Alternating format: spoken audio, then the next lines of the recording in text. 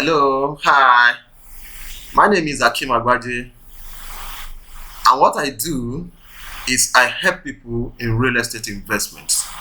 I help people to identify good investments, and I help you to also identify where you dare not invest. And most importantly, what I do, I help people to identify scams in real estate, and I help you to identify good investments. What I do is advise people, teach people on what is real estate, where to invest and where not to invest. And I also help people to identify their potentials, where your resources can actually do a good investment. It doesn't matter how much you are earning or how much profit you are making at the moment.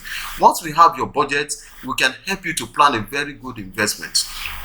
And this is what I've been doing for the past 20 years. And for the last 5 years, I've helped about 253 people to identify good investment. And they have invested and they are doing very well in their investment. And what I do also is to help you to identify, to secure your investment in real estate. Secure your investment, because that's one of the most important things in real estate. After buying your investment, how do you secure your investment? How are you going to be sure that your investment is secured?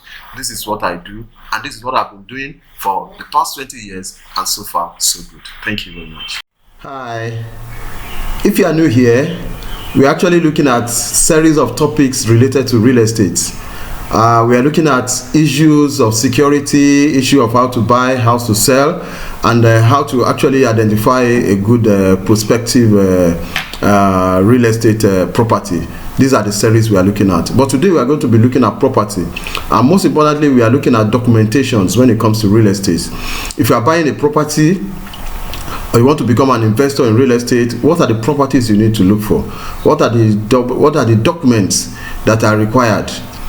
What are the good documents that are on ground that you need to look for before you buy a property? These are the things we are looking at. And right now we are going to look at what is the importance of documents in a real estate property. In a real estate property, document is very important, because if your land is not there, if you don't have anything on your land, or your house is not there, the only thing that remains is your documents. You can even sell your property with only the documents, even without the buyer seeing the properties, if they can confirm that the documents are genuine and they are okay. So documentation is very, very important in real estate property. As much as taking over your property and possession of your property is also very, very important, documentation is also very, very vital. So today we are going to be looking at what are the documents that are actually visible, that are genuine for you to look for in a property. The first one is land allocation from government. This is the best out of all of it. If you have a land allocation from government, that government is giving you a land for commercial purpose, for residential purpose, or for personal reason whatsoever, if the president of a country is giving you a land, or the governor is giving you a land, these are genuine properties. There is no two ways about it. You should be rest assured that you have a property.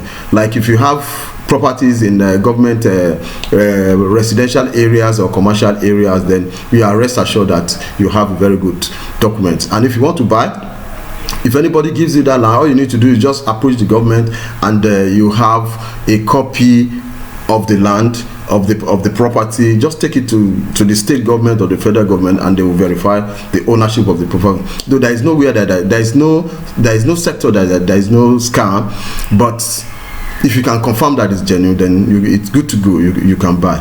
The another one we need to look at is governor consent. Governor consent, though, is not obtainable in all the states of Nigeria, but predominantly in Lagos State, it is very, very, very, very important, and it is very, very present in Lagos State. That's one document you need to look for if you are buying a property. If you have a property that has a governor consent, it is good to go. It is good to buy, but then you need to confirm it. You need to go to the state government land office and confirm the genuinity of the property. Let me just show you an example of what a governor consent actually looks like. it is a little bit like this. This is a deed of assignment for somebody.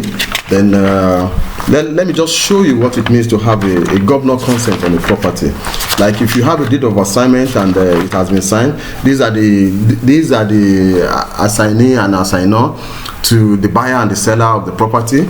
Then at the tail end of it, you will see a stamp here. You see a stamp here. This is what is meant by a governor consent. You see here you have what we have the Attorney General or the Commissioner of Oaths, the Attorney General or the Commissioner for Justice of Lagos State. They'll put their stamp here. Then after that, you look at the other end of it, you also see a stamp. These are the references that you are going to use to confirm if the governor consent is genuine or not. So this is just an example of a governor consent. If you are buying, you just need to look for such stamps in any documents you are. If there is no stamp there from the commissioner of justice or whatever, then it's not a governor consent. Then another one we need to look for is a CFO. A CFO is also a document that you need to look at if you are buying a property. A CFO is a certificate of occupancy. It shows that you have the right to occupy that property. If you have that, then you are good to go. These are genuine properties that are very, very reliable. Let me just show you like what I did before. This is an example of a certificate of occupancy. What we have here, they say this is to satisfy that Lagos State certificate of occupancy. So this is what a certificate of occupancy. If you want to buy a property and you have this is a certificate. It is not all enough. In a certificate of occupancy, there is always a survey of the land that they actually want to sell. Certificate, the survey of the land. Then you have, this is the charting of the land. If you go to the surveyors, they will tell you much about this. There should be a charting there. If it's clear enough, then these are other surveys that covers the land. So in a certificate of occupancy, the most important thing you need to look for is this number. There is a number here, that certificate of occupancy number here. You need to look at it. That's what we are going to use to confirm if the certificate of occupancy is genuine or not. These are valid documents. So if you are buying a land, my brother, my sister, and most especially those of you in the diaspora, these are the things you need to look for. If you have seen a land with a land allocation from the federal government, like what we have in Abuja, these are good lands. If you have a land that has a governor consent, that means the person have bought it and it has a governor consent in the name of the person, it has been signed, it has a governor consent number. These are very, very good. Then if it has a certificate of occupancy like what I've shown you earlier, these are very, very good land. Then also we need to go further. These are genuine land documents. Then let's look further a little bit. Another one we are going to look at is a gazette. We call it an accession. Is a gazette.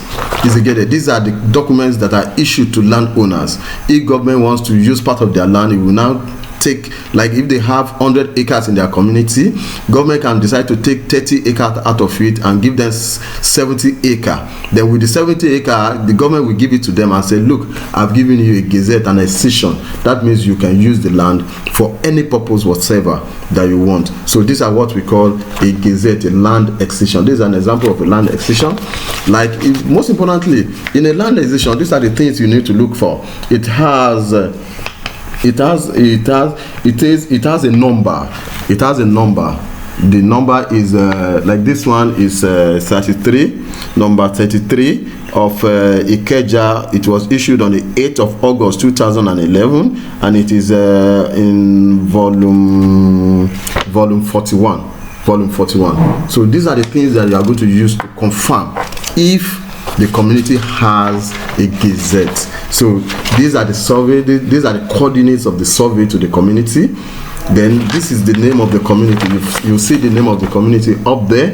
That is to tell you that this particular land I'm buying, or the community has an accession from Lagos State government. This is the only reason why they can sell a land for you. They can't sell a land for you and say, this is my forefathers' land. They can't sell it for you. It is not tenable. Land belongs to the government. It belongs to the federal government of Nigeria. Every land belongs to the federal government of Nigeria. Nobody has a land. No family has a land until they are issued a land excision or a gazette, and it must come with a certificate.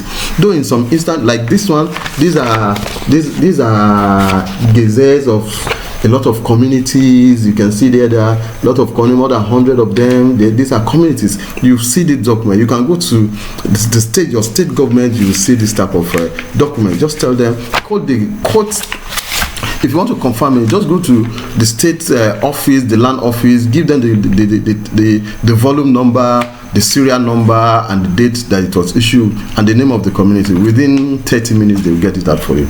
Then, apart from that, we should not forget to mention that there are some communities that they have what we call an excision, but their land have not been gazetted. Their land have not been gazetted. They don't have this document, but government have given them a free hand to sell the land. This is a free hand to sell the land. So the communities like this will always come with a survey like this. The most important thing you need to look for in the survey is that it will be signed by the Surveyor General of the state.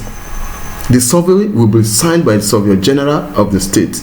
It will not be signed by the surveyor that prepared the survey. It will be signed by the Surveyor General, and up here you will see Lagos State Government. That is, this survey was prepared by Lagos State Government. It wasn't prepared by just any surveyor. It was prepared by Lagos State Government and signed by the Surveyor General. If you have a survey and you can confirm this type of survey, you want to buy a land, then you are good to go. So these are just the few things you need to look for if you are buying land or if you are investing in real estate. They are very, very important. The major problem we have with our people is just lack of information. Just take your time to get some information. Take your time to learn. It is very important. A lot of people have lost so many millions of naira because they refuse to learn.